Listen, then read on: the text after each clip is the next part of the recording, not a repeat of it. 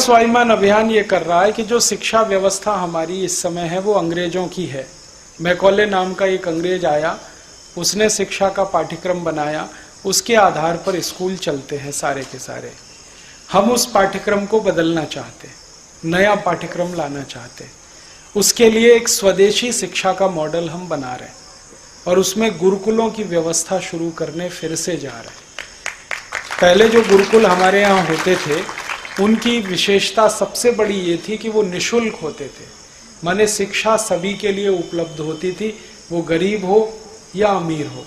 आपको मालूम है श्री कृष्ण और सुदामा एक ही जगह पढ़ते थे।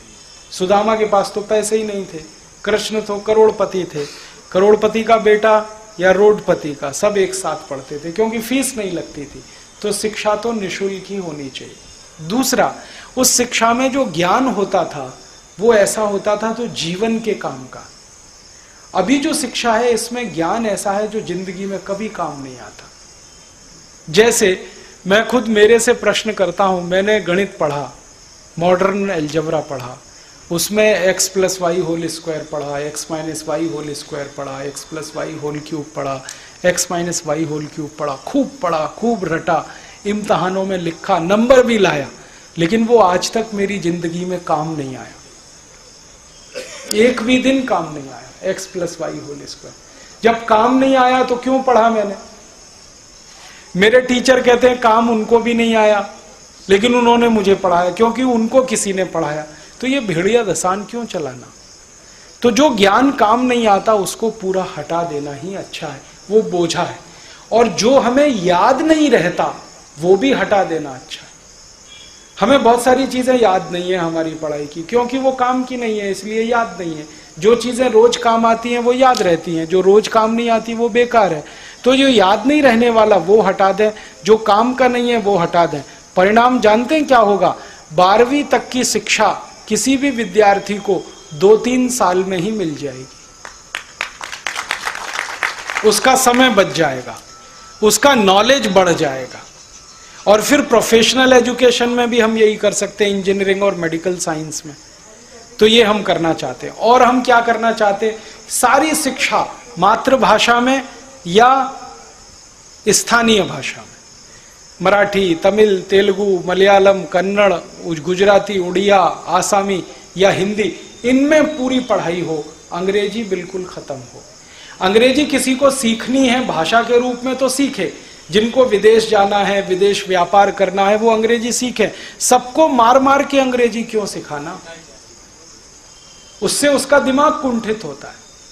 हमारे देश में पता है बहुत प्रतिभाशाली बच्चे हैं लेकिन अंग्रेजी में हमेशा फेल होते हैं, इसलिए आगे नहीं बढ़ पाते। उनका गणित अच्छा है, उनका फिजिक्स अच्छा है, उनका केमिस्ट्री अच्छा, अंग्रेजी खराब है। और अंग्रेजी खराब होने में हैरानी क्या है? क्योंकि अंग्रेजी हमारी भाषा नहीं है, खराब तो होनी चाहिए। हमें अंग्रेजी क्यों आनी चाहिए? इंग्लैंड में किसको हिंदी आती है जो हमें अंग्रेजी आनी चाहिए? जब वो हिंदी सीखने के लिए परेशान नहीं है तो हम अंग्रेजी सीखने के लिए क्यों मारामारी कर रहे हैं? और हम ऐसे मूर्ख लोग हैं जो अंग्रेजी का बाजा बजाते रहते हैं हमेशा, अंग्रेजी राष्ट्रभाषा, अंग्रेजी अंतर्राष्ट्रीय भाषा। दुनिया में 200 देश हैं, सबका मैंने पता कर लिया, सिर्फ 14 देशों में अंग्रेजी चलती है, बाकी कहीं नहीं चलती। फ्रांस में फ्रेंच चलती है, जर्मनी में जर्मन चलती है, स्वीडन में स्वीडिश चलती है, डेनमार्क में डेनिश चलती है, रूस में रशियन चलती है, जापान में जापानीज चलती है, चीन में चाइनीज चलती है। सब देशों की अपनी भाषाओं में शिक्षा होती है, भारत में ही अंग्रेजी चलती है।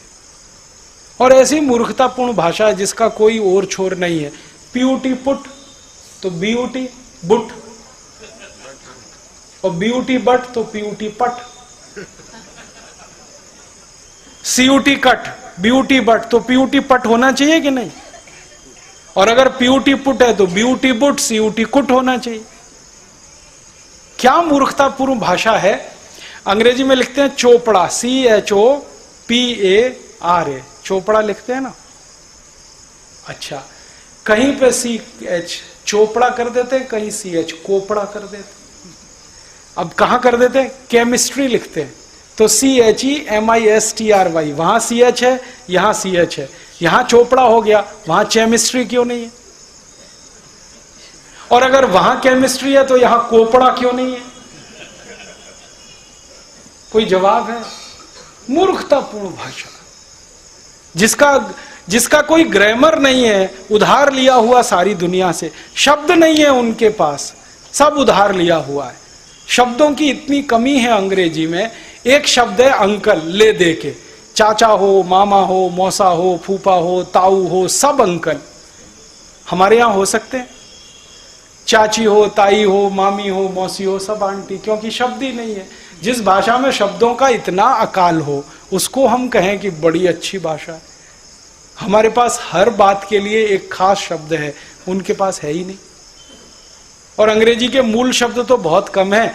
लैटिन से उधार ले लिए, फ्रेंच से उधार ले लिए, जर्मन से ले लिए, फिर रशियन से ले लिए, फिर इनसे ले लिए, खिचड़ी बना लिया उन्होंने अपना। हम उसको वाह वाह करते रहते। इसमें मत फंसिए। और अंग्रेजी के कुछ शब्द तो इतने खराब हैं जिनको हम जानते नहीं, बोलते रहते हैं फालतू में। हमारे देश में अधकचरे लोग बहुत हैं। अधकचरे लोग पता है कैसे? पिताजी हैं रामदयाल, माताजी हैं गायत्री देवी, बेटा है टिंकू। अब रामदयाल और गायत्री देवी का टिंकू कहां से आया? अब उनसे मैं पूछता हूं, भैया आपने इसका नाम टिंकू क्यों रखा? कुछ मालूम नहीं। फिर उनको दिखाता हूं कि देखो, टिंकू का अर्थ होता है आवारा लड़का। अंग्रेजी में टिंकू उसको कहते हैं जो आवारा हो, बाप की ना सुने, माँ की ना सुने। आप अपने अच्छे खासे बच्चे को टिंकू टिंकू बोल बोल के आवारा करना चाहते हैं?